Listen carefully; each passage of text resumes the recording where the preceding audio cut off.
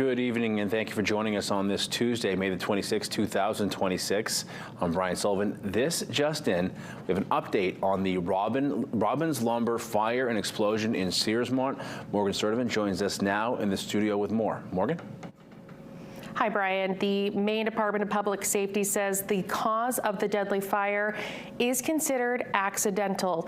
The State Fire Marshal's Office and ATF investigators are still working to determine what led to the explosion, which killed Morrill firefighter Andrew Cross and injured 12 others. Investigators say the fire likely started near the unloader mechanism at the base of the silo. They say before fire suppression crews could fully contain the smoldering fire, a rapid ignition of airborne sawdust triggered an explosion inside the silo. They determined the explosion lifted the silo from its concrete base, releasing large amounts of sawdust, and then the silo toppled over and the surrounding area quickly caught fire. They say the fire spread to adjacent buildings and structures within the mill complex, contributing to extensive damage to multiple buildings.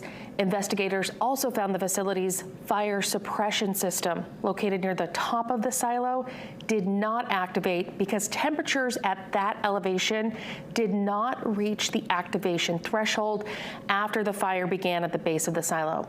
They also clarified that John Ward, initially identified as a mill employee, responded as a member of the Lincolnville Fire Department and was not affiliated with the mill. Investigators say the investigation remains active. They expect to return to the facility in the coming months for additional examination and testing. Brian, back to you.